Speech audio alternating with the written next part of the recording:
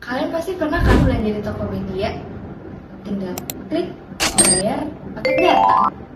Tapi gimana kalau misalnya Tokopedia tuh nggak ada sistem informasi?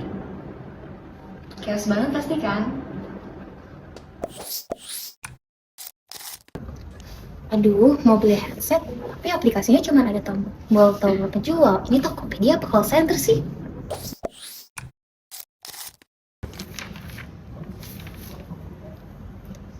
Selamat datang di Tokopedia versi manual, di mana semua pesanannya masih dicatat secara manual. Loh, kalau catatannya hilang gimana? Ya, semua catatannya hilang semua. Halo kak, stok headsetnya masih ada gak ya? Kayaknya ada, tapi saya lupa. Bentar ya, saya cek dulu.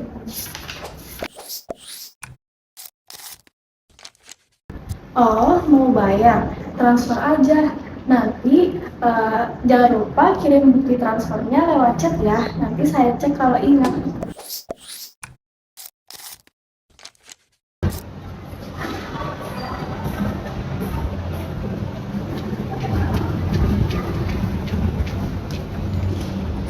Ini punya siapa ya? Saya nggak tahu alamatnya.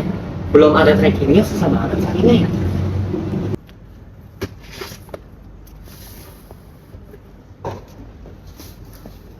Aduh, paket saya ini mana ya? Tadi saya salah kirim. Saya kira punya orang lain. Inilah dunia tanpa sistem informasi. Capek guys.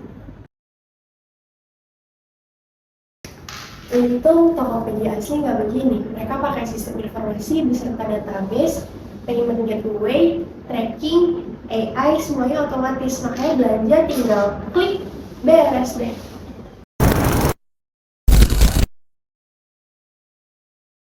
Dari kelompok 5, hari ini saya dan rekan-rekan saya akan mempresentasikan tentang penerapan teknologi sistem informasi untuk manajemen sistem di Tokopedia. Perkenalkan, nama saya Carlos Jefferson. Perkenalkan, nama saya Gevira Putra Cimad. Perkenalkan, nama saya Kalista Angelika. Perkenalkan nama saya Tarisa Octavia. Perkenalkan, nama saya Yudita Faradila. Perkenalkan, nama saya Naila Fatimatu Zahra. Pertama-tama saya akan membahas mengenai latar belakangnya terlebih dahulu. Jadi di era yang sudah sangat berkembang seperti pada saat ini, teknologi sistem informasi sudah mengalami banyak yang namanya perubahan lewat perkembangan teknologi yang ada. Perkembangan tersebut mendorong banyak industri di Indonesia, salah satunya industri e-commerce seperti Tokopedia. Teknologi sistem informasi juga membantu banyaknya proses untuk mengolah data, melayani konsumen, dan juga menjual produk dengan lebih efektif dan juga efisien lewat perkembangan teknologi sistem informasi yang sudah terintegrasi seperti chatbot dan juga data analitik yang sudah merupakan bagian dari teknologi informasi itu sendiri. Selanjutnya saya akan membahas mengapa Tokopedia menjadi studi kasus yang strategis. Jadi Tokopedia dipilih menjadi studi kasus yang strategis karena Tokopedia sendiri merupakan salah satu platform e-commerce terbesar yang ada di Indonesia yang menerapkan teknologi sistem informasi dalam pengolahan datanya, yang dimana Tokopedia sendiri sudah melewati berbagai macam fase perkembangan digital, ancaman, dan juga banyak aspek di Tokopedia yang sangat bergantung pada teknologi sistem informasi itu sendiri, yang menjadikan Tokopedia sebagai contoh yang ideal sebagai studi kasus yang strategis. Selanjutnya saya akan membahas mengenai rumusan masalah. Jadi rumusan masalahnya itu sendiri dibagi menjadi 5 bagian. Yang pertama, bagaimana penerapan teknologi sistem informasi mempengaruhi efisiensi operasional perusahaan e-commerce di Indonesia seperti Tokopedia.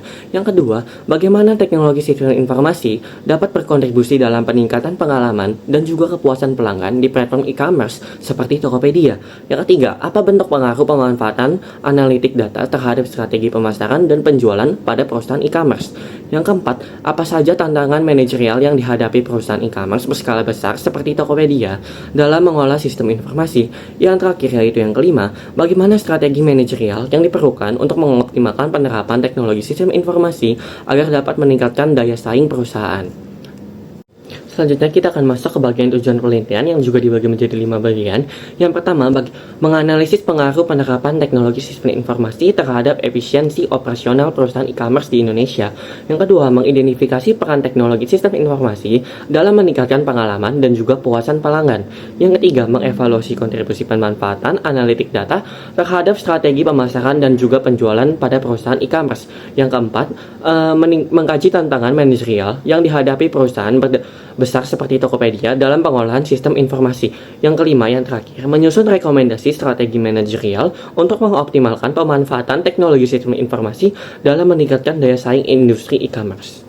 Selanjutnya saya akan membahas mengenai manfaat penelitian yang dibagi menjadi 2 bagian, yang itu manfaat akademik dan juga manfaat praktis. Nah, yang masing-masing bagian tersebut terdiri dari 3 bagian yang berbeda juga. Yang pertama-tama itu saya akan membahas mengenai manfaat akademik yang terlebih dahulu. Yang pertama, memberikan kontribusi terhadap kajian perkembangan teknologi sistem informasi di sektor e-commerce. Yang kedua, menjadi referensi bagi peneliti selanjutnya terkait penerapan dan pengaruh teknologi sistem informasi dalam industri digital. Selanjutnya, memperkaya literatur mengenai hubungan antara teknologi informasi, kepuasan pelanggan, dan daya saing bisnis dalam konteks ekonomi digital.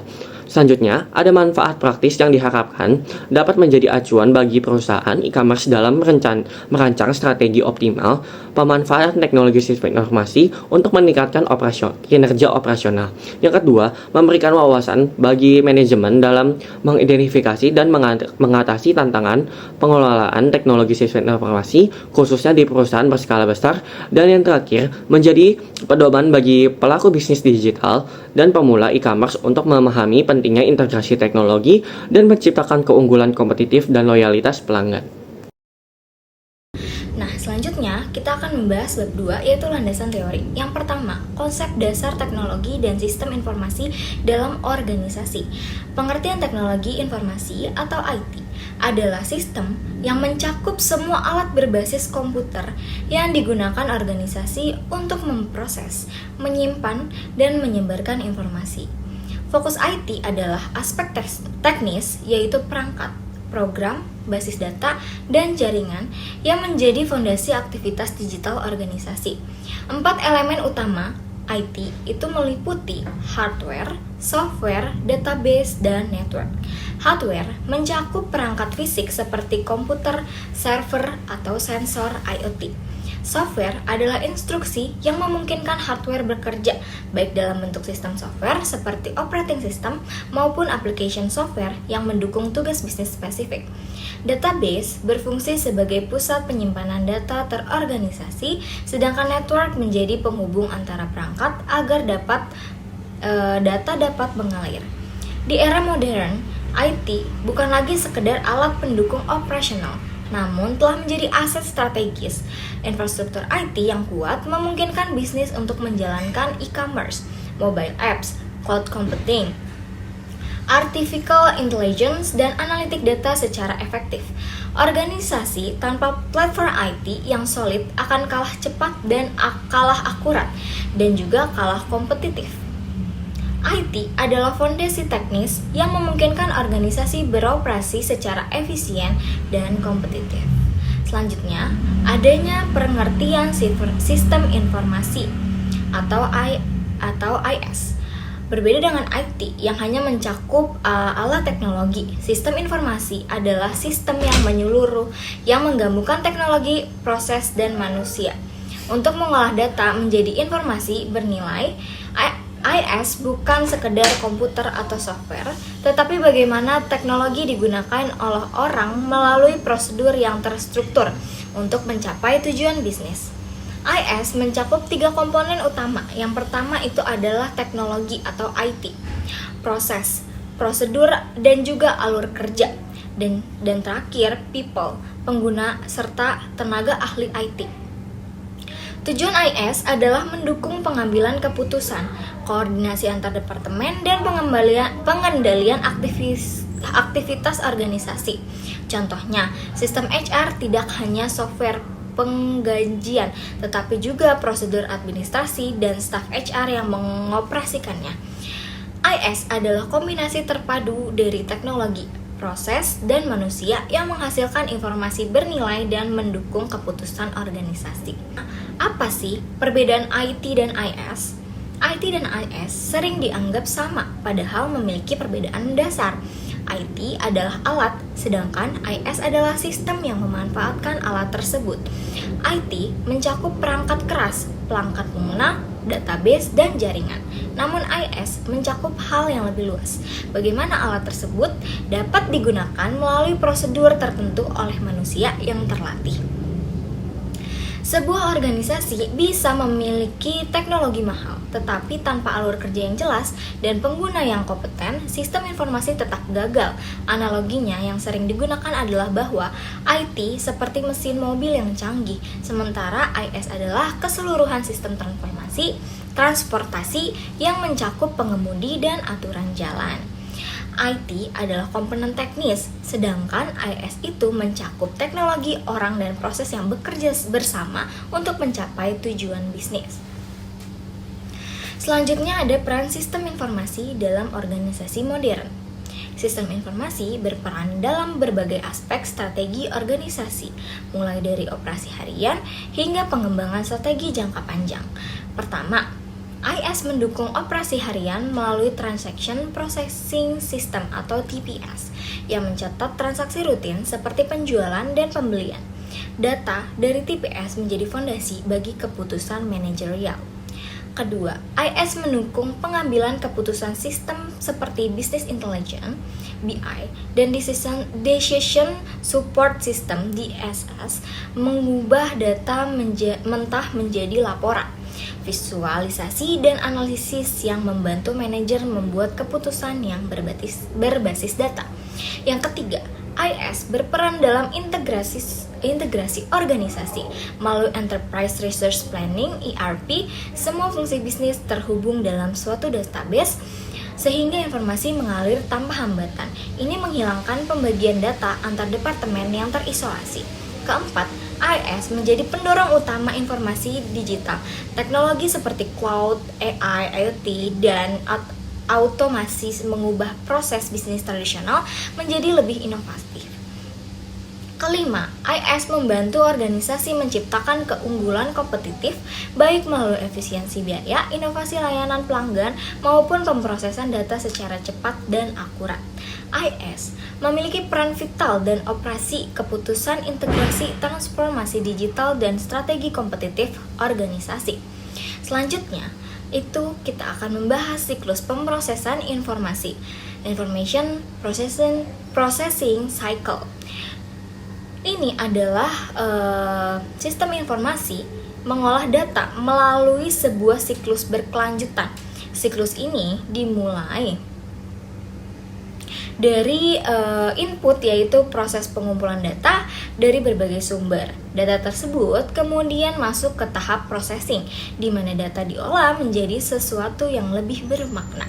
Setelah itu, hasilnya disajikan melalui output, yaitu informasi yang dapat digunakan oleh pengguna. Data yang sudah diproses biasanya disimpan dalam storage agar dapat digunakan kembali di masa mendatang. Terakhir, sistem memberikan feedback untuk memperbaiki input atau proses berikutnya. Siklus ini bersifat dinamis karena informasi yang dihasilkan dapat mempengaruhi langkah-langkah selanjutnya. Intinya, IS itu memproses data menjadi informasi melalui siklus input, processing, output, storage, feedback.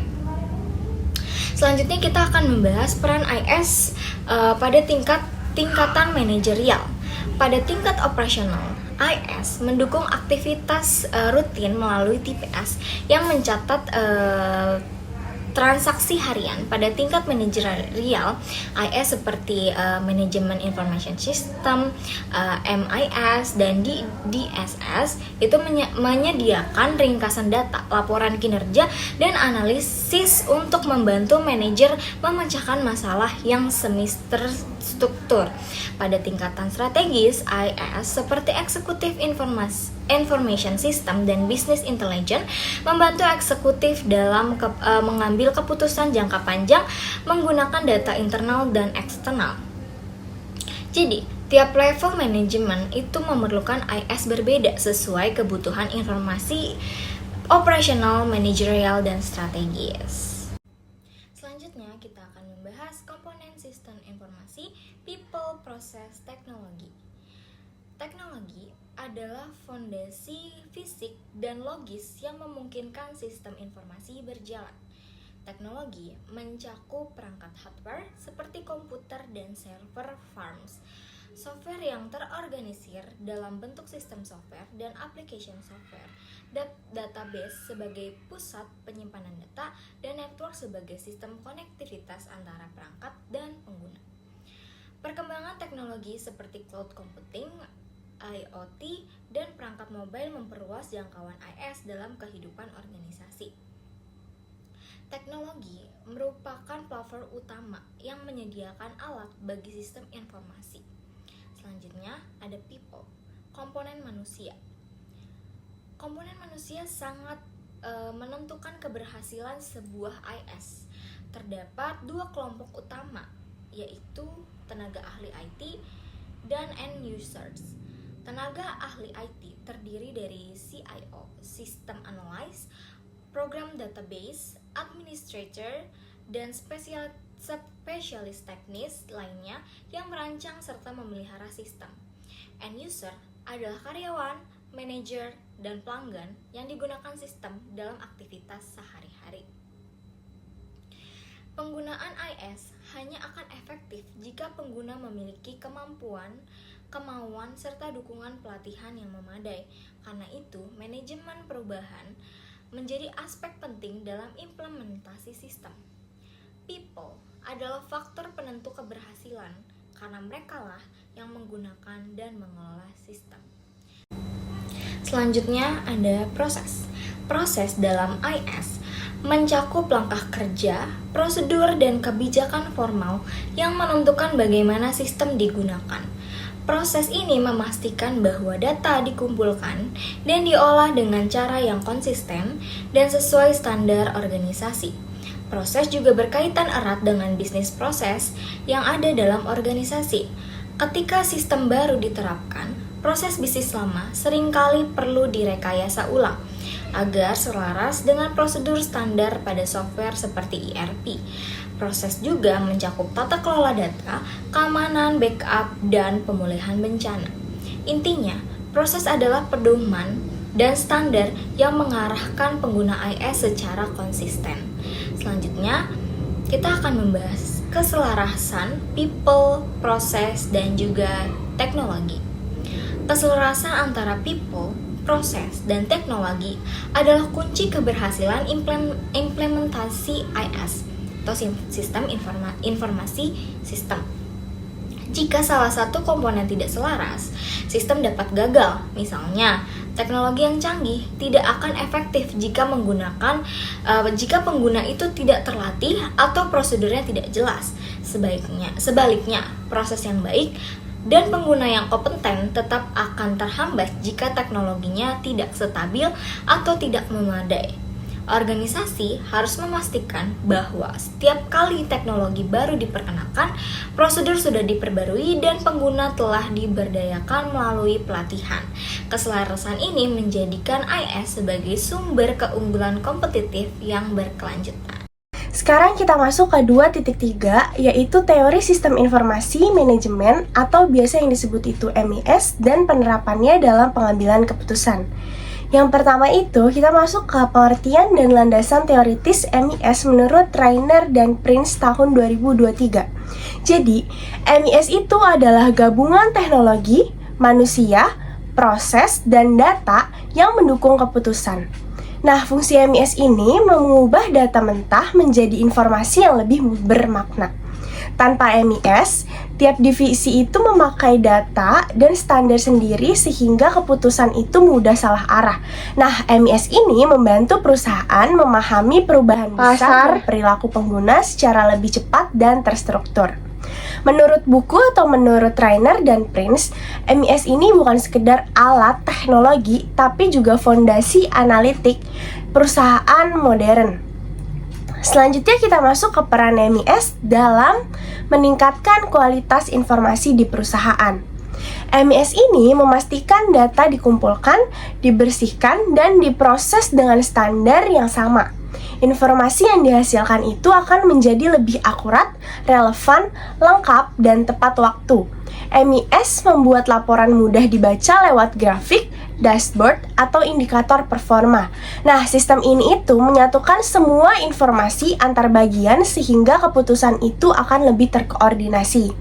Nah, dengan MES ini, manajer itu tidak perlu menebak-nebak atau mengandalkan institusi semata karena keputusan itu berbasis sudah data. Nah, selanjutnya kita masuk ke penerapan MES dalam proses pengambilan keputusan di Tokopedia. Tokopedia itu memanfaatkan MES untuk menganalisis transaksi, pencarian produk, dan perilaku belanja pengguna. MES membantu tim mendeteksi masalah teknis dan memantau kapasitas server secara real time. Secara real time ya guys. Pada level manajemen, MES itu digunakan untuk melihat tren jangka panjang, pertumbuhan seller, dan efektivitas kampanye produksi. Dan pada produksi yang sibuk seperti kampanye besar, MES ini memprediksi traffic, permintaan, dan kebutuhan dari logistik. MES juga mendukung fitur rekomendasi dengan menyediakan data perilaku pengguna yang telah diolah dengan rapi. Selanjutnya itu, ada MES sebagai pendukung pengambilan keputusan taktis dan strategis. Nah, untuk keputusan taktis, MES ini menyediakan laporan harian dan data operasional yang aktual. Manajer itu dapat mengatur stok, mengevaluasi seller, dan menyesuaikan promo berdasarkan data. Untuk keputusan strategis gimana? Kalau untuk keputusan strategis, MES itu membantu melihat gambaran jangka panjang seperti tren pasar dan arah teknologi. Nah, MES juga membantu menghubungkan faktor-faktor yang tidak terlihat secara manual seperti hubungan antara keterlambatan logistik dan penurunan transaksi. Nah, sistem ini juga memperkuat kemampuan perusahaan dalam merencanakan langkah yang besar dengan dasar data yang konsisten. Selanjutnya kita masuk ke tantangan implementasi MES dalam perusahaan. Nah, menjaga kualitas data itu menjadi tantangan yang terbesar karena terutama untuk mencegah duplikasi dan kesalahan input. Nah, integrasi sistem lama dan baru itu seringkali kompleks dan memerlukan waktu serta kemampuan teknis yang sangat tinggi. Nah, nggak semua pengguna juga itu terbiasa membaca dashboard analitik sehingga pelatihan literasi data itu menjadi yang terpenting juga. Nah, selain itu semakin banyak data yang mengalir melalui MES, semakin besar juga keamanan dan serangan cyber yang akan mendatang. Perusahaan seperti Tokopedia itu harus menjaga keamanan informasi untuk mempertahankan kepercayaan dari pengguna Tokopedia. Oke, kita masuk ke model integrasi Enterprise Resource Planning atau ERP pada skala korporasi. Nah, yang pertama itu ada konsep dasar ERP menurut Rainer dan Prince tahun 2023. Jadi apa sih itu ERP? ERP itu adalah sistem yang terpadu yang menyatukan seluruh fungsi inti perusahaan dalam satu platform. Tujuannya apa? Tujuannya itu untuk menghilangkan pemisahan informasi antar departemen sehingga semua bagian itu memakai data yang sama. Nah, ERP ini menyediakan satu pusat data utama untuk menjadi sumber kebenaran bagi organisasi tersebut. Nah, sistem ERP ini juga mempercepat koordinasi, mengurangi kesalahan pencatatan, dan memperkuat efisiensi kerja. Dalam skala besar seperti Tokopedia ini, integrasi ERP itu menjadi kebutuhan yang wajib agar operasional stabil meski transaksinya itu sangat tinggi gitu. Oke, sekarang kita masuk ke pentingnya integrasi sistem dalam operasi korporasi. Nah, tanpa integrasi ini, setiap bagian itu memiliki angka yang berbeda, sehingga keputusan itu tuh akan menjadi mudah salah dan operasinya itu akan menjadi lambat. Integrasi ini membuat setiap pembaruan langsung mengalir ke semua departemen secara otomatis. Nah, resiko human error itu pastinya akan menurun karena proses pencatatan itu akan menjadi saling terhubung. Nah, analisis bisnis juga menjadi lebih cepat karena datanya itu kan udah bisa dilihat secara real time. Nah, bagi perusahaan digital seperti Tokopedia ini, kecepatan informasi itu menjadi faktor kunci untuk merespon perubahan dan masalah operasional. Nah, apa sih implementasi dan integrasi ERP dalam sistem manajemen Tokopedia ini? Jadi, Tokopedia itu memakai arsitektur yang mengikuti prinsip ERP, meskipun bentuknya itu bukan satu produk tunggal. Nah, saat transaksi itu terjadi banyak sekali sistem internal yang bekerja secara bersamaan dalam alur yang sudah terkoordinasi.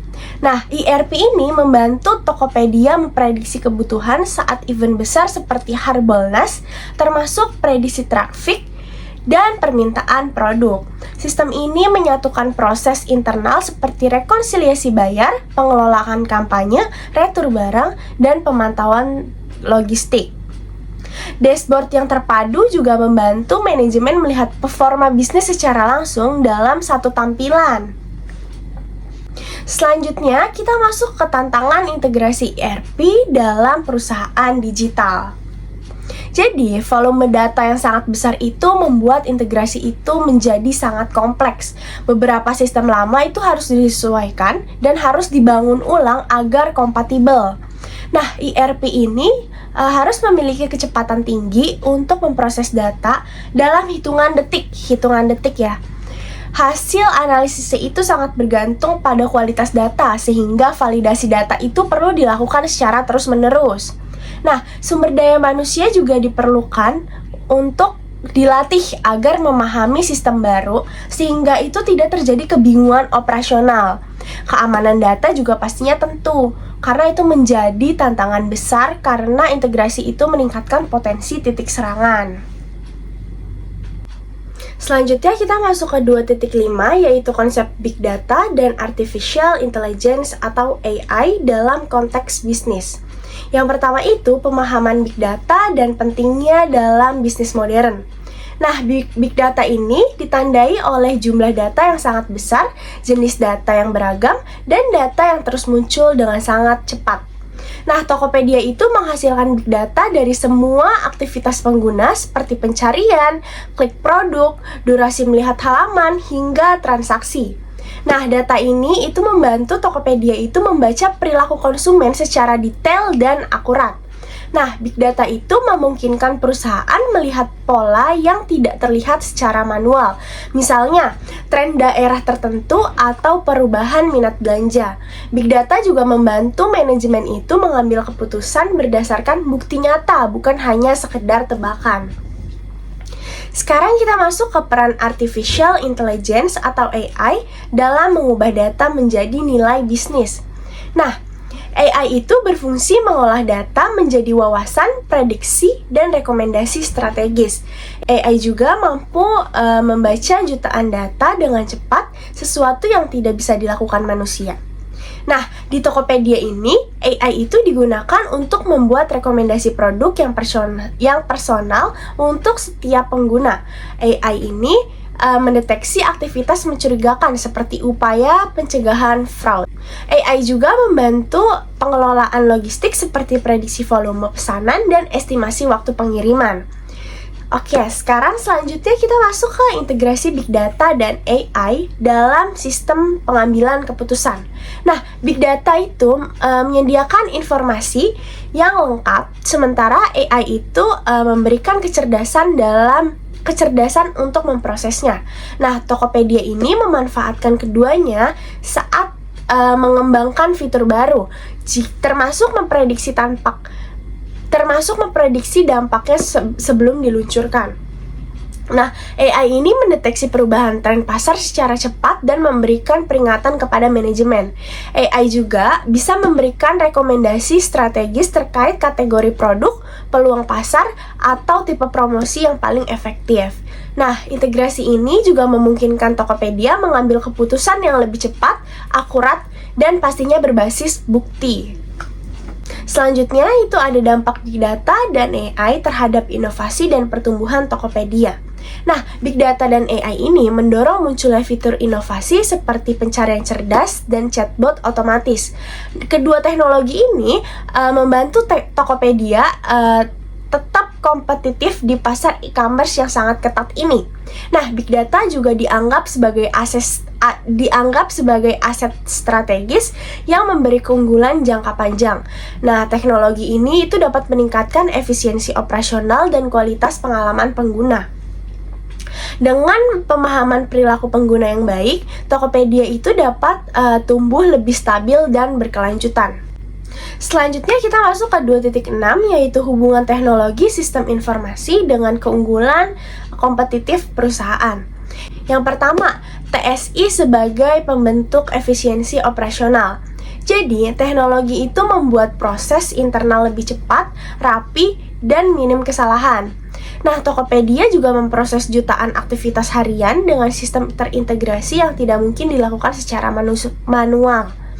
Efisiensi ini menjadi keunggulan yang sulit ditiru pesaing karena infrastruktur teknologi itu butuh waktu lama untuk dibangun.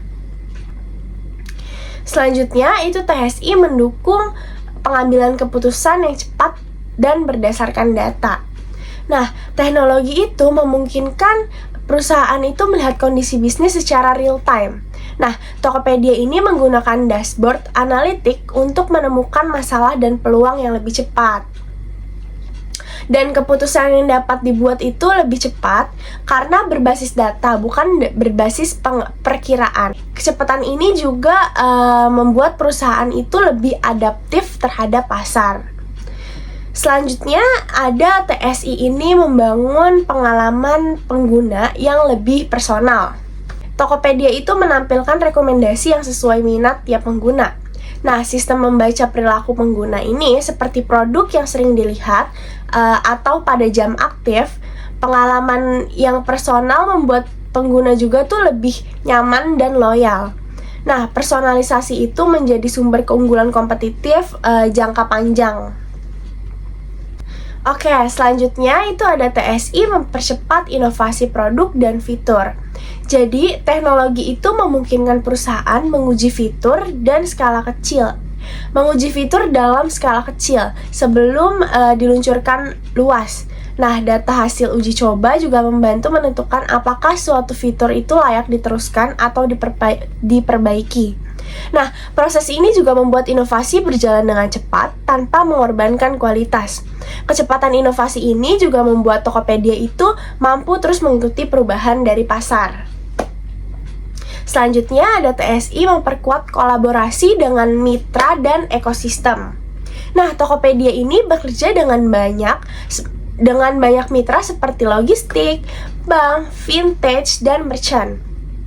Teknologi ini menghubungkan semua pihak agar sistemnya itu bekerja lancar dari awal sampai akhir. Nah, integrasi ini juga menciptakan nilai tambah bagi pengguna, merchant, dan mitra bisnis. Ekosistem yang kuat menjadi keunggulan yang sulit dikejar oleh pesaing. Nah, selanjutnya ini ada TSI menjadi hambatan masuk bagi pesaing baru. Nah, infrastruktur teknologi yang kompleks itu tuh sulit ditiru dalam waktu yang singkat. Sistem Tokopedia itu terdiri dari integrasi data, keamanan, algoritma, dan budaya kerja yang berbasis data. Teknologi itu sudah menjadi bagian dari identitas perusahaan, bukan hanya sekadar alat ya. Jadi hal ini itu menciptakan hambatan yang membuat kompetitor baru itu tuh sulit menyaingi gitu. Oke, sekarang kita masuk ke 2.7, yaitu faktor kunci keberhasilan implementasi sistem informasi. Nah, yang pertama itu ada dukungan dan komitmen dari pemimpin perusahaan atau dari pimpinan perusahaan. Implementasi sistem ini membutuhkan investasi besar dan keputusan strategis. Dukungan dari manajemen puncak itu juga membuat arah proyek itu menjadi lebih jelas dan lebih diprioritaskan. Di Tokopedia, pimpinan aktif itu mengkomunikasikan pentingnya sistem sehingga seluruh tim memahami tujuannya dan bekerja dengan arah yang sama. Selanjutnya itu ada kesiapan dan kerapian proses bisnis. Nah, jadi sistem itu hanya akan bekerja baik jika alur pekerjaan dari perusahaan tersebut itu udah jelas. Nah, Tokopedia ini dia tuh merapikan proses terlebih dahulu sebelum membangun fitur baru seperti sistem retur barang gitu. Jadi proses yang rapi itu memudahkan pembuatan sistem yang logis dan mudah dikembangkan. Selanjutnya itu ada kemampuan pengguna dan program pelatihan yang memadai. Sistem itu tidak berguna jika pengguna itu tidak tahu cara memakainya. Di dalam Tokopedia ini pastinya memberikan panduan, video, dan pelatihan untuk karyawan dan merchant. Penjual juga tidak hanya melihat data, tetapi juga memahami cara memanfaatkan untuk mengambil keputusan. Selanjutnya itu ada pengelolaan perubahan agar karyawan itu tidak kaget. Penerapan sistem baru mengubah rutinitas kerja sehingga butuh transisi yang baik. Tokopedia itu mengkomunikasikan alasan dan dampak perubahan sejak awal agar karyawannya itu tidak bingung atau panik. Nah, pendekatan ini membantu adaptasi berjalan lebih tenang dan pastinya akan menjadi lebih terarah gitu. Selanjutnya itu ada kualitas data yang baik dan integrasi antar sistem. Jadi keputusan yang baik itu bergantung pada data yang benar. Tokopedia itu menjaga standar pengelolaan data yang ketat karena mengolah jutaan data setiap hari. Nah, integrasi data antar sistem itu penting agar informasi dari penjualan, pembayaran, stok, dan logistik itu saling terhubung tanpa adanya konflik. Selanjutnya ada infrastruktur teknologi yang stabil dan fleksibel. Nah, beban sistem ini tuh akan menjadi bisa naik turun, terutama saat event besar seperti Harbolnas. Nah, Tokopedia itu tuh menggunakan cloud dan microservice agar kapasitasnya itu tuh bisa ditambah dengan cepat tanpa mengganggu sistem lain. Nah, infrastruktur yang fleksibel ini membuat layanan itu tuh akan menjadi tetap stabil dalam kondisi apapun. Nah, selanjutnya itu ada evaluasi, perbaikan, dan penyesuaian secara terus-menerus. Implementasi dari sistem itu bukan proses dari sekali jalan pastinya, karena Tokopedia itu terus memantau performa, memperbaiki error, dan menambah fitur sesuai kebutuhan dari pelanggan. Nah, pembaruan yang berkelanjutan juga pastinya memastikan sistem tetap relevan dan mampu mengikuti perkembangan bisnis serta pasar. Oke teman-teman, kita akan masuk ke bab 3 yaitu pembahasan. Kita mulai dari profil Tokopedia terlebih dahulu. Nah, jadi Tokopedia adalah perusahaan e-commerce Indonesia yang didirikan pada tahun 2009 oleh William Tanuwijaya dan Leontinus Alva Edison. Nah, saat itu belanja online ini belum populer dan UMKM itu sulit untuk masuk ke dunia digital. Nah, Tokopedia ini hadir untuk mempermudah siapapun yang ingin membuka toko online tanpa modal besar. Dengan keberadaan Tokopedia, dia membantu jutaan UMKM untuk berkembang dengan menyediakan fitur pendukung seperti sistem pembayaran yang aman, logistik yang terintegrasi, edukasi digital, dan promosi otomatis. Nah, karena keberhasilannya ini, Tokopedia kini menjadi salah satu platform e-commerce terbesar di Indonesia. Nah, selanjutnya, visi dan misi dari Tokopedia. Visi Tokopedia adalah membuat ekosistem di mana siapapun itu bisa memulai dan menemukan apapun. Misinya adalah yang pertama, pemerataan ekonomi melalui teknologi, yang kedua, memberdayakan UMKM dan penjual individu, yang ketiga, menyediakan infrastruktur, pembayaran, logistik, pengelolaan toko, promosi, dan analitik penjualan, dan yang terakhir, mendukung agenda pemerintah dalam transformasi digital nasional. Lalu selanjutnya, integrasi Tokopedia dalam ekosistem GoTo. Pada tahun 2021, Tokopedia akhirnya bergabung dengan Gojek dan Goto Financial sehingga membentuk GoTo Group. Nah, gabungan ini membuat pengalaman pengguna itu semakin lengkap. Misalnya, jadi pembayaran itu sekarang lebih simpel dengan menggunakan GoPay. Lalu kirim barang itu bisa lebih cepat dengan GoSend, seperti itu. Selanjutnya, evolusi sistem informasi Tokopedia. Pada awalnya, sistem Tokopedia ini masih sederhana dan menyatu. Tujuan utamanya adalah ingin memastikan transaksi ini aman melalui sistem rekening bersama. Tapi saat penggunanya sudah mulai banyak, justru sistem ini menjadi lambat dan butuh peningkatan. Nah, pada masa pertumbuhan, akhirnya Tokopedia ini mulai memakai cloud supaya bisa menampung traffic yang besar, terutama pada saat promo. Nah, banyak hal juga yang mulai otomatis, seperti verifikasi toko dan keamanan transaksi. Nah, pada masa enterprise, kini si Tokopedia itu memakai microservice, AI, dan big data, di mana hasilnya itu aplikasi menjadi lebih cepat, rekomendasi produk makin akurat, keamanannya semakin kuat, dan lebih terintegrasi dengan layanan GoTo. Nah, selanjutnya kita akan bahas arsitektur teknologi informasi Tokopedia. Kita mulai dari arsitektur back-end-nya. Nah, jadi sistem back-end Tokopedia ini dia menggunakan microservice dan cloud computing, di mana Tokopedia ini bisa menangani jutaan transaksi secara simultan sekaligus memperbarui fitur tanpa adanya downtime. Nah, selanjutnya sistem data dan keamanan. Jadi di sini Tokopedia itu menggunakan database terdistribusi, firewall berlapis, dan enkripsi penuh yang dilakukan untuk menjaga keamanan si data penggunanya. Tokopedia juga menggunakan AI untuk memantau aktivitas mencurigakan sehingga mencegah terjadinya fraud. Nah, untuk arsitektur front-end-nya, dia menggunakan teknologi modern dan CDN untuk memastikan aplikasi ini cepat dibuka dari berbagai daerah. Selanjutnya, kita akan bahas integrasi sistem informasi dalam proses manajemen internal. Nah, pada bagian ini, kita itu akan membahas gimana sih Tokopedia itu memanfaatkan sistem informasi mereka untuk mendukung manajemen internal perusahaan. Nah, yang pertama, Tokopedia ini dia memiliki sistem informasi terpadu yang menghubungkan data dari berbagai divisi seperti keuangan, logistik, customer service, penjualan, merchant. Nah, dengan data yang terpusat dan real time ini, manajemen itu bisa memantau kinerja dan mengevaluasi strategi dengan lebih akurat. Nah, yang kedua itu Tokopedia menerapkan analitik dan data driven management. Di artinya itu keputusan operasional dan promosi itu didasarkan pada analisis data penjualan, perilaku pelanggan, dan performa pengiriman. Nah, hal ini tuh ngebantu perusahaan untuk merespon kebutuhan pasar dengan lebih cepat dan tepat. Yang ketiga, banyak proses bisnis sudah diotomatisasi. Nah, contohnya onboarding merchant, validasi transaksi, penanganan keluhan, hingga pendeteksian potensi penipuan.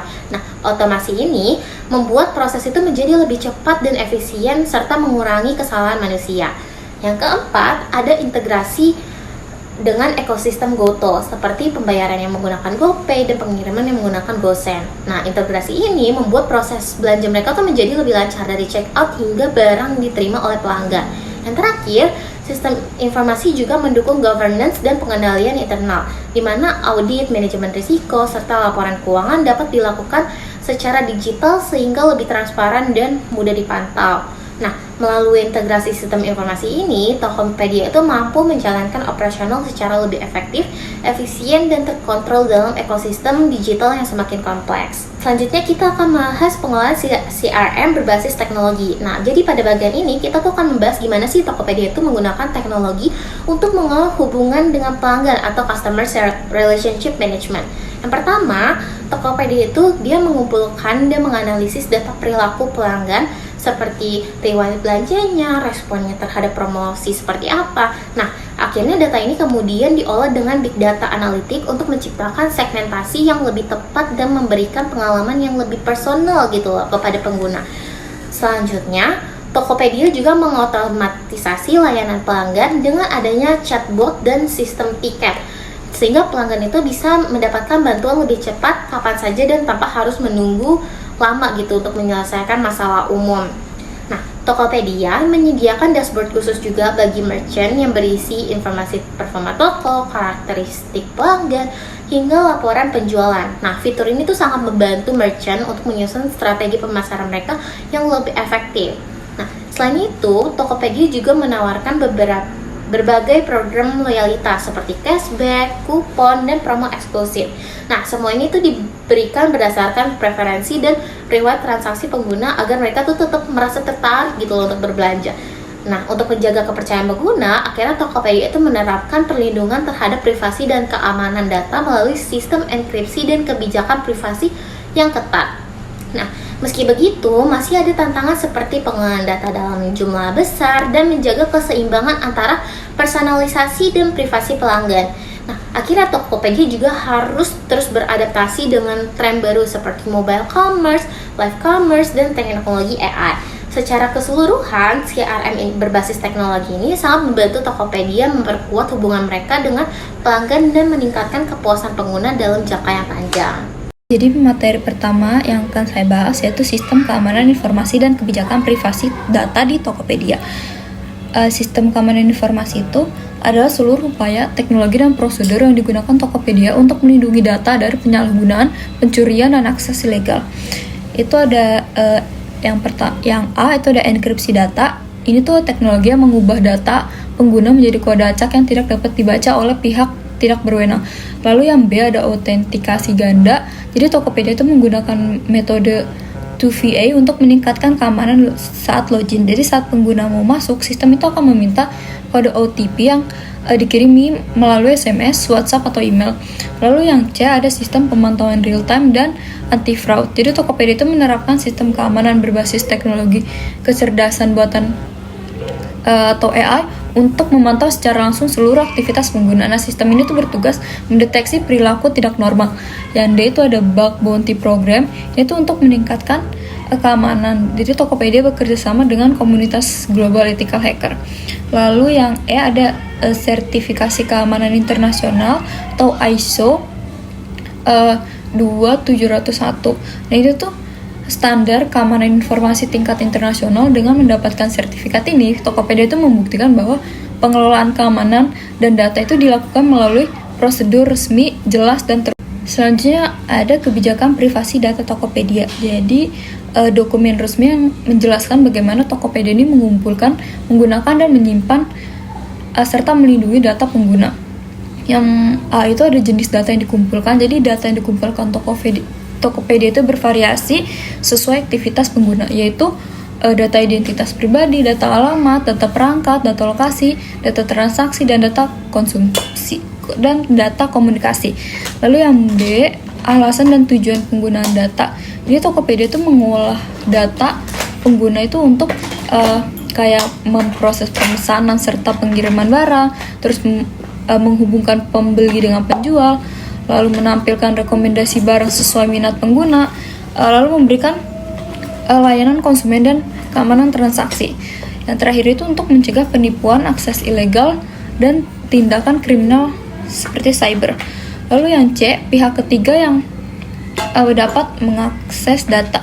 Di Tokopedia tuh gak menjual data pengguna, tapi data dapat dibagikan ke pihak ketiga untuk menjalankan layanan seperti jasa pengiriman yang mengetahui alamat pembeli, terus penyedia pembayaran yang memproses pembayaran kayak bank, OVO, Dana, dan lain-lain.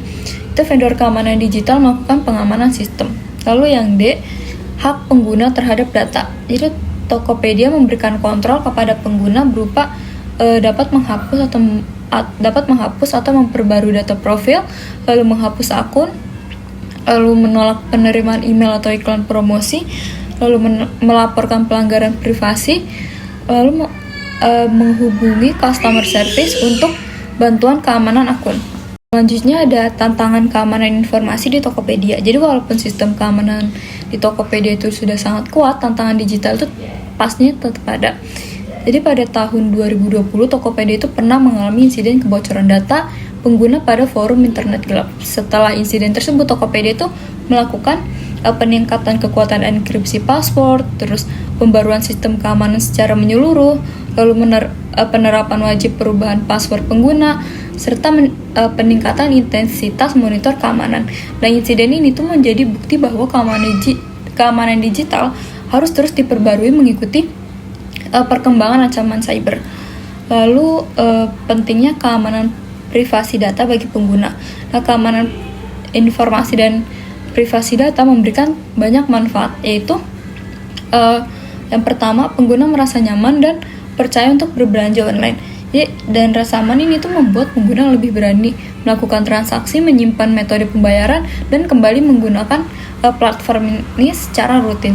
Lalu yang kedua, terhindar dari penipuan digital maupun pencurian identitas. Dengan sistem perlindungan yang kuat, risiko seperti pembobolan akun, phishing, atau penyalahgunaan data itu dapat ditekan sehingga pengguna tidak perlu khawatir lagi datanya jatuh ke pihak yang berbahaya.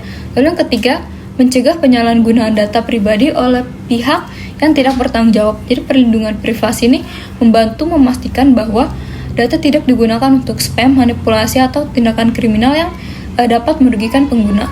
Lalu yang keempat ada mendukung ekosistem ekonomi digital yang sehat dan aman. Jadi ketika keamanan terjaga, transaksi meningkat, pelaku usaha berkembang, dan ekonomi digital dapat tumbuh dengan stabil karena konsumen memiliki kepercayaan tinggi terhadap pelayanan online. Nah, tanpa sistem keamanan dan privasi yang baik, masyarakat itu akan takut melakukan transaksi online sehingga perkembangan ekonomi digital dapat terhambat. Selanjutnya itu ada tantangan implementasi teknologi sistem informasi. Jadi ketika sebuah perusahaan ingin menggunakan TSI, banyak orang membayangkan bahwa hal ini akan langsung membuat pekerjaan menjadi lebih cepat, mesin bekerja otomatis, dan perusahaan menjadi lebih modern. Ada kompleksitas teknologi. Jadi kompleksitas teknologi itu berarti bahwa teknologi yang akan digunakan perusahaan seringkali sangat rumit, terus membutuhkan banyak pengaturan atau terdiri dari sistem-sistem yang harus saling terhubung. Bayangkan kalau misalnya sebuah aplikasi yang harus digunakan oleh ratusan karyawan dengan tugas yang berbeda-beda, terus setiap bagian aplikasi memiliki fungsi sendiri dan harus bekerja secara benar. Inilah alasan mengapa teknologi menjadi kompleks dan sulit diterapkan. Nah, kompleksitas ini biasanya muncul karena teknologi modern gak lagi berdiri sendiri. Banyak perusahaan menggunakan sistem besar yang disebut Enterprise System atau ERP. Sistem ini tuh mencakup berbagai bagian seperti keuangan, produksi, pemasaran, inventasi, hingga sumber daya manusia. Jadi semua data dari berbagai divisi itu harus terhubung menjadi satu. Lalu yang kedua itu ada resistensi organisasi. Jika kompleksitas teknologi adalah masalah dari sisi teknis, resistensi organisasi adalah masalah dari sisi manusianya. Resistensi organisasi berarti adanya penolakan, ketidaksetujuan atau ketidakmauan dari karyawan dalam menggunakan teknologi baru. Penolakan ini bisa muncul secara terang-terangan, misalnya dengan menolak menggunakan sistem baru, atau secara diam-diam seperti sengaja nggak mengikuti pelatihan. Nah, salah satu alasan terbesar orang menolak teknologi baru adalah karena ketakutan kehilangan pekerjaan. Setiap kali perusahaan mengumumkan penggunaan mesin otomatis atau sistem digital, sebagian karyawan tuh langsung merasa terancam. Mereka tuh berpikir bahwa pekerjaan mereka akan digantikan oleh komputer. Walaupun teknologi baru sebenarnya itu ditujukan untuk membantu pekerjaan, tapi ketakutan tersebut tetap muncul dan menyebabkan resistensi. Selanjutnya ada strategi Tokopedia dalam menjaga keandalan dan inovasi teknologi. Jadi Tokopedia itu sebagai perusahaan teknologi besar harus memastikan bahwa aplikasinya itu selalu stabil, aman, dan mudah digunakan, sekaligus terus melakukan inovasi agar tidak kalah bersaing dengan platform lain seperti Shopee atau Lazada. Menjaga keandalan sistem teknologi. Yang pertama itu dengan menggunakan cloud computing. Jadi Tokopedia menggunakan teknologi cloud agar server mereka tuh bisa menangani jumlah pengguna yang sangat besar. Lalu yang B, memakai arsitektur microservice. Nah, aplikasi Tokopedia tidak dibangun sebagai satu sistem besar, tetapi dipecah menjadi bagian-bagian kecil seperti layanan pembayaran, layanan pencarian, layanan chat, dan layanan rekomendasi. Lalu yang C, menguatkan sistem keamanan. Tokopedia juga menambahkan sistem keamanan seperti verifikasi OTP, enkripsi data, dan deteksi penipuan. Nah, hal ini penting karena e-commerce rentan terhadap pencurian data dan transaksi palsu. Lalu mengembangkan inovasi teknologi. Yang A, dengan menggunakan data analitik dan machine learning. Tokopedia itu memanfaatkan data pengguna untuk membuat pengalaman berbelanja lebih personal. Lalu yang B, menerapkan metode agile dalam pengembangan. Itu agar bisa terus berinovasi lebih cepat. Nanti Tokopedia itu memakai cara agile, yang artinya mereka membuat pembaruan dalam bentuk versi kecil secara bertahap. Lalu yang C, memperkuat ekosistem teknologi bersama Gojek. Setelah bergabung dengan Gojek, Tokopedia itu menggunakan integrasi teknologi seperti pembayaran GoPay dan pengiriman GoSend. Lalu yang D, mengembangkan pengalaman pengguna. Tokopedia terus memperbaiki tampilan aplikasi agar mudah digunakan oleh semua pengguna, termasuk yang belum terbiasa dengan e-commerce. Selanjutnya ada dampak penerapan TSI terhadap efisiensi, produktivitas, dan kepuasan pengguna. Yang pertama itu ada dampak TSI terhadap efisiensi. Jadi TSI itu membuat pekerjaan menjadi lebih cepat, lebih mudah, dan lebih teratur. Efisiensi ini berarti organisasi dapat bekerja dengan lebih sedikit waktu, tenaga, dan biaya. Yang A yaitu mengurangi pekerjaan manual. Jadi TSI menggantikan pekerjaan yang sebelumnya dilakukan dengan kertas dan pensil. Misalnya sistem absensi digital membuat proses kehadiran menjadi otomatis tanpa perlu tanda tangan manual. Terus yang B, mempercepat proses pengolahan data. Saat data disimpan dalam komputer atau sistem cloud, proses pencarian data menjadi lebih cepat. Nah, jika sebelumnya membutuhkan waktu berjam-jam, kini bisa hanya dalam beberapa detik. Lalu selanjutnya dapat mengurangi biaya operasional. Jadi TSI itu membantu perusahaan mengurangi biaya kertas, biaya tenaga tambahan, dan biaya proses administrasi. Nah, selanjutnya dampak TSI terhadap produktivitas.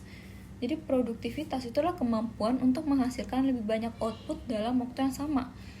Yang pertama itu membantu pekerja menyelesaikan tugas lebih banyak. Nah, dengan adanya aplikasi manajemen waktu, alat kolaborasi online, dan sistem otomatis, karyawan itu dapat menyelesaikan lebih banyak pekerjaan dalam waktu yang sama. Lalu, sistem otomatis itu mengurangi kesalahan dalam bekerja. Dan produktivitas itu meningkat ketika kesalahan berkurang. Nah, dalam TSI ini dapat melakukan pengecekan otomatis, misalnya pemeriksaan stok atau pengecekan angka dalam akuntansi. Lalu juga dapat mempermudah kolaborasi tim. Dengan TSI seperti email, cloud, storage, dan aplikasi kolaborasi, tim itu dapat bersama tanpa harus bertemu secara langsung gitu. Lalu dampak TSI terhadap kepuasan pengguna. Kepuasan pengguna itu perasaan yang senang, nyaman, dan puas saat pengguna menggunakan teknologi. Itu bisa memberikan pengalaman untuk pengguna yang lebih baik. Jadi aplikasi modern biasanya itu memiliki tampilan yang sederhana, mudah dipahami, dan cepat, lalu mempermudah akses informasi. Pengguna dapat menemukan data atau informasi yang penting itu dengan cepat, lalu mengurangi rasa stres. Nah, teknologi yang baik itu membuat pekerjaan terasa menjadi lebih ringan. Banyak pengguna merasa terbantu karena gak perlu mengerjakan hal yang rumit secara manual. Selanjutnya ada analisis SWOT terhadap sistem informasi di Tokopedia. Jadi analisis SWOT ini adalah cara untuk melihat kekuatan atau strength, kelemahan atau weakness, peluang atau opportunities, dan ancaman atau threats dari suatu sistem atau organisasi. Nah, kekuatan TSI Tokopedia. Jadi Tokopedia itu menggunakan cloud computing yang membuat sistem mampu menangani jutaan pengguna tanpa mudah mengalami gangguan. Lalu sistem Tokopedia itu juga dibangun dengan microservice, yaitu sistem yang dipecah menjadi bagian-bagian kecil yang mereka tuh akan bekerja sendiri-sendiri. Lalu Tokopedia memanfaatkan data besar atau big data untuk memberikan rekomendasi produk, mendeteksi penipuan, menganalisis tren belanja, dan meningkatkan pengalaman bagi pengguna.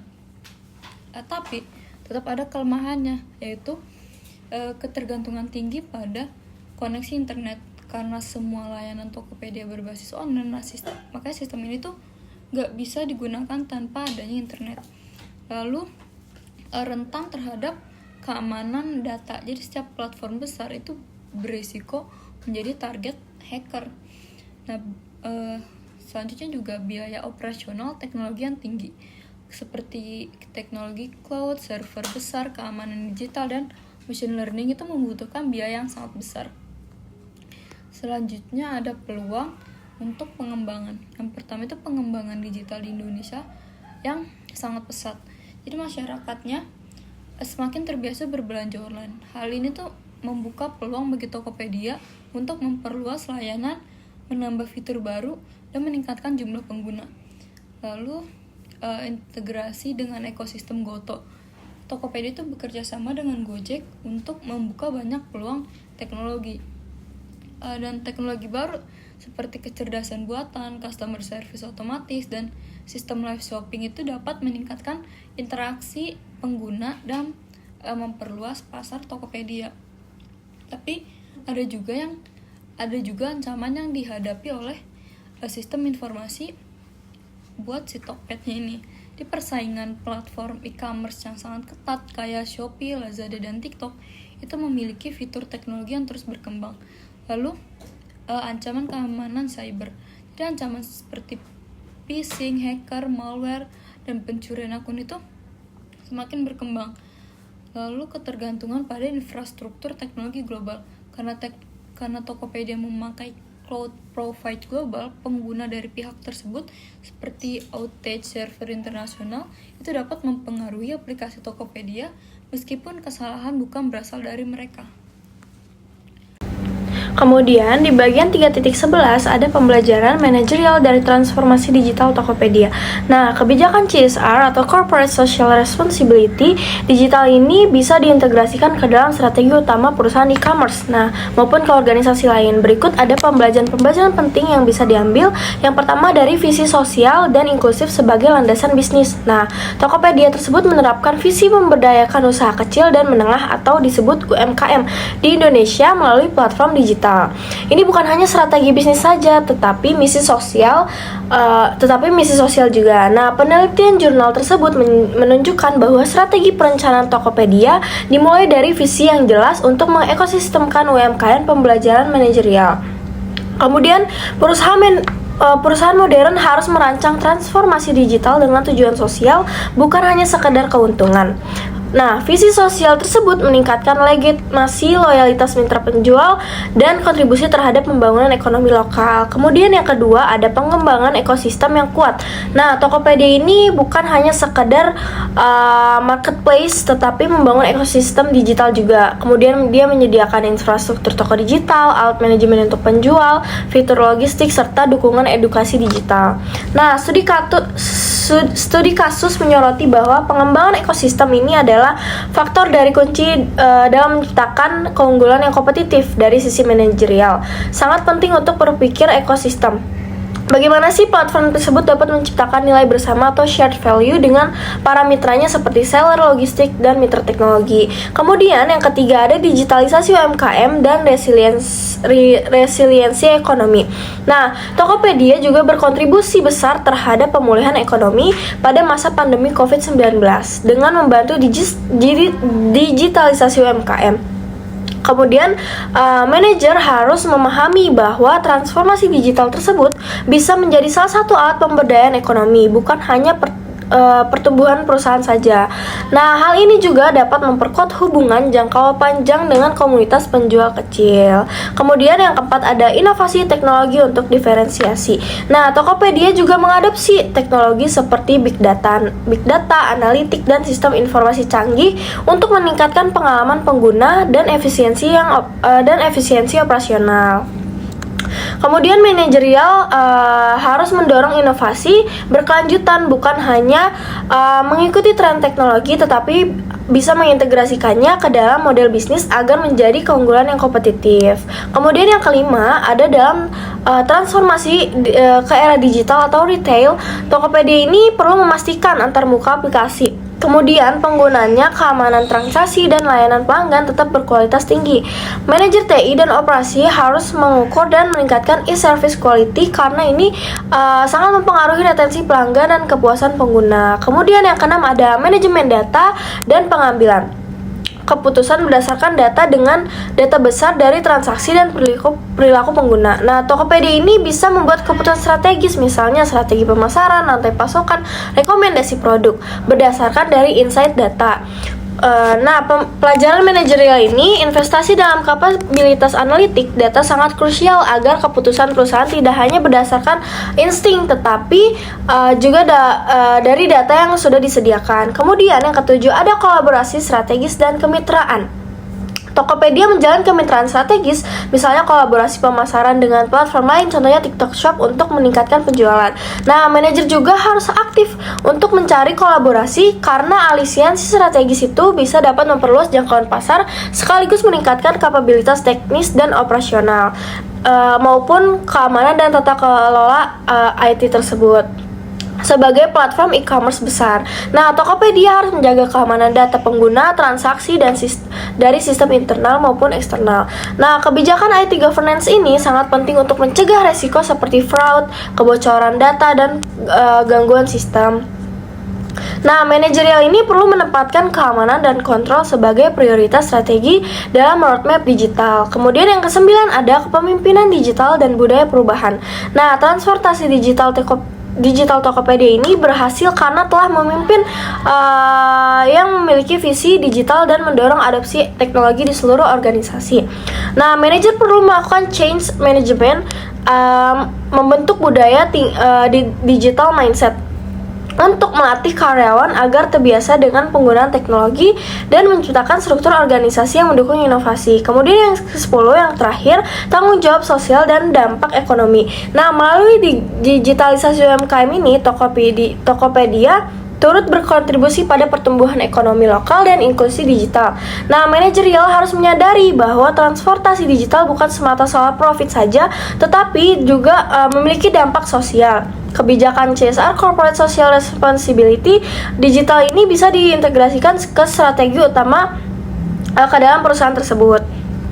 Selanjutnya di chapter 3.12 evaluasi keberhasilan implementasi indikator kinerja sistem dan dampak bisnisnya. Nah, untuk menilai apakah transformasi digital Tokopedia ini berhasil secara sistem dan bisnis, nah perlu ditetapkan juga indikator kinerja yang jelas. Berikut jenis-jenis indikator dan cara evaluasinya. Yang pertama ada indikator kinerja sistem atau sistem informasi. Nah, yang perlu diperhatikan ini ada yang pertama performa teknisnya. Nah, kecepatan respon aplikasi, waktu loading dan waktu downtime, sistem yang lambat atau sering crash menurunkan pengalaman pengguna, ketersediaan uptime server dan reliability sistem. Kemudian memperhatikan efisiensi sistemnya, penggunaan sumber daya seperti server, bandwidth dapat diukur terhadap jumlah transaksi. Nah, seberapa efisiensi infrastruktur teknologi informasi dalam menghandle beban tersebut. Kemudian efisiensi dalam pemrosesan data dan analitik. Nah, seberapa cepat sih data bisa diproses dan dianalisis untuk pengambilan keputusan. Kemudian yang ketiga ada informasi atau kualitas data. Nah, akurasi dan konsistensi data produk, data penjual, histori transaksi dan lain-lain. Nah, relevansi tersebut merekomendasikan produk sistem rekomendasi yang baik, berarti data dan algoritma bekerja dengan baik. Yang keempat ada kontrol dan keamanan. Nah, level enkripsi, autentikasi, dan mekanisme proteksi terhadap fraud dan penipuan, audit trail monitoring aktivitas sistem, serta compliance terhadap regulasi perlindungan dan jika ada misalnya regulasinya lokal. Kemudian yang kelima ada layanan atau service quality. Nah, kemudahan penggunaan usability, antarmuka aplikasi, responsivitas UI, personalisasi fitur, dan kenyamanan pengguna saat bertransaksi. Nah, layanan dukungan pelanggan atau customer support digital, chat, helpdesk, respon masalah teknis. Kemudian yang keenam ada ekonomi sistem atau cost atau ROI. Nah, biaya operasional infrastruktur pemeliharaan pengembangan dibandingkan dengan manfaat pendapatan tambahan efisiensi. ROI atau Return on Investment dari proyek transformasi digital, misalnya peluncuran fitur baru. Nah, integrasi ini sistem analitik. Kemudian ada indikator dampak. Kemudian di bagian kedua ada indikator dampak bisnis atau business impact. Nah, yang pertama ini perlu diperhatikan pertumbuhan pengguna dan transaksinya. Nah, jumlah pengguna yang aktif atau monthly active users, frekuensi transaksi per pengguna. Nah, volume transaksi seperti gross merchandise value ini nilai rata-rata dari transaksi atau average order value. Kemudian yang kedua ada retensi dan loyalitas pengguna.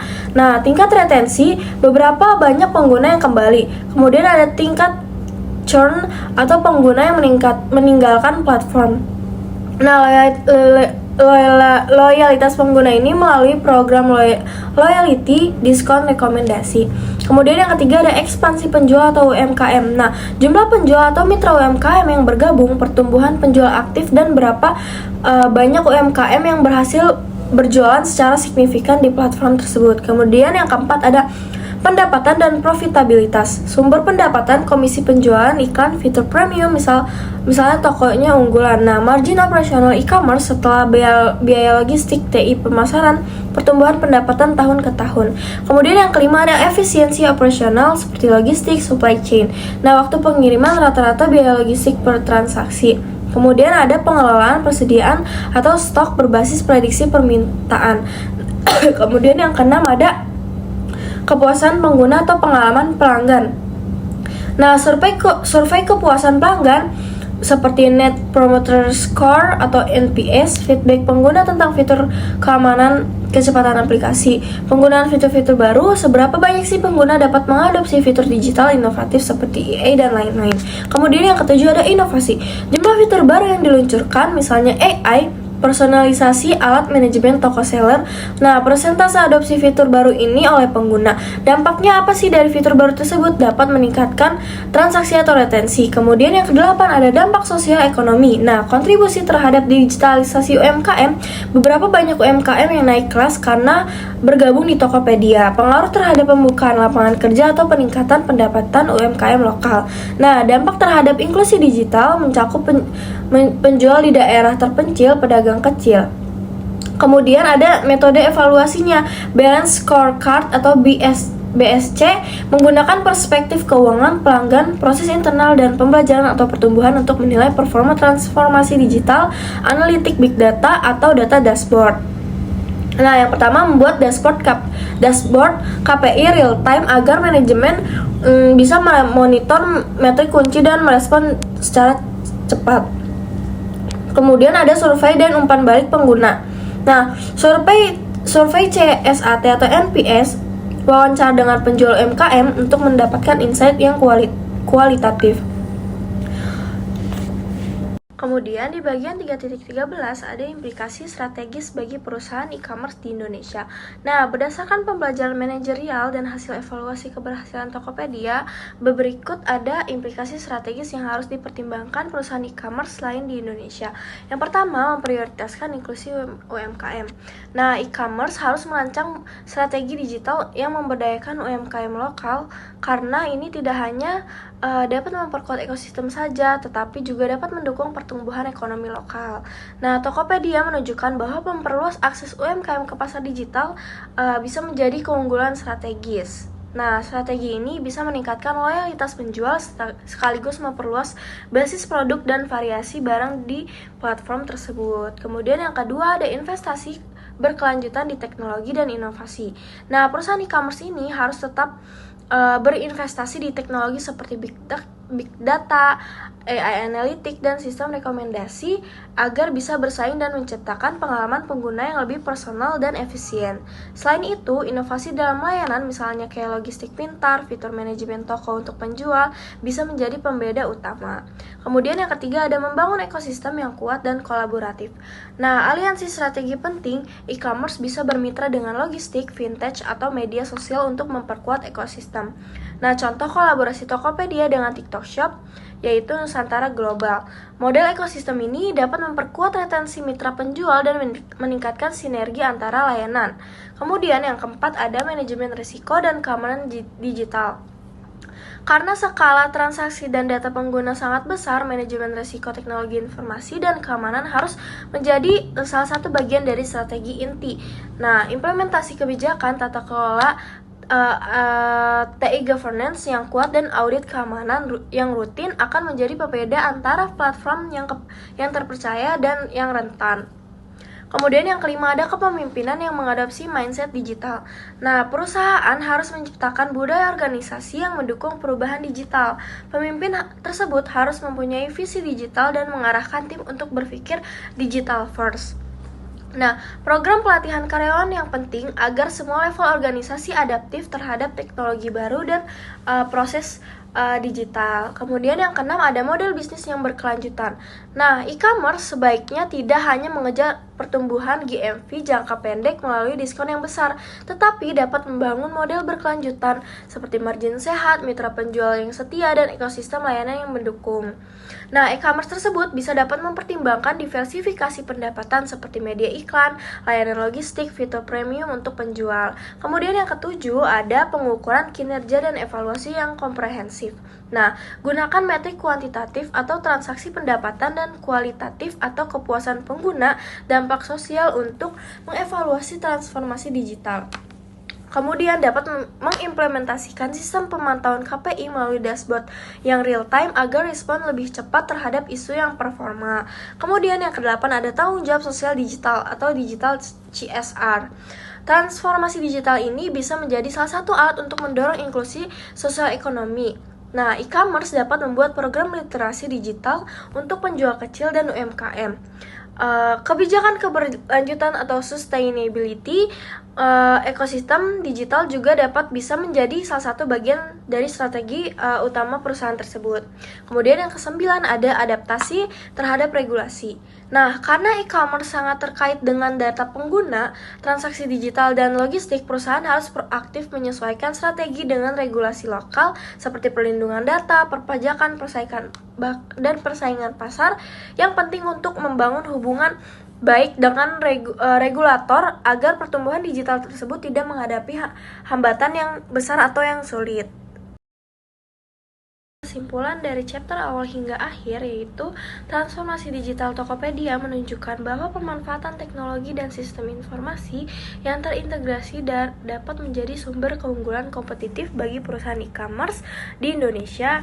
Nah, pada level teori, komponen sistem informasi atau people, proses, dan teknologi harus dikelola secara sinergis untuk mendukung pengambilan keputusan, meningkatkan efisiensi, dan memperkuat daya saing perusahaan. Perjalanan Tokopedia dari startup hingga menjadi bagian dari ekosistem GoTo membuktikan bahwa investasi pada arsitektur teknologi yang kuat, pemanfaatan ERP, CRM berbasis data, keamanan informasi, dan inovasi berkelanjutan mampu menciptakan pengalaman pengguna yang lebih baik serta meningkatkan produktivitas internal. Meskipun menghadapi tantangan seperti kompleksitas teknologi dan resistensi organisasi, Tokopedia dapat mengatasinya melalui strategi yang adaptif, modernisasi sistem, dan penguatan budaya digital. Nah, evaluasi implementasi menunjukkan bahwa TSI Tokopedia menghasilkan peningkatan kinerja bisnis mulai dari efisiensi operasional, peningkatan transaksi, hingga kepuasan pengguna. Hal ini dapat memberikan pembelajaran manajerial bahwa keberhasilan transformasi digital membutuhkan kepemimpinan yang visioner, pengembangan sumber daya manusia, serta integrasi teknologi yang selaras dengan strategi bisnis. Secara strategis, studi ini menunjukkan bahwa perusahaan e-commerce di Indonesia perlu mengutamakan keamanan data, inovasi keberlanjutan, pengelolaan big data dan AI, serta kolaborasi dalam ekosistem digital agar tetap kompetitif di era ekonomi digital.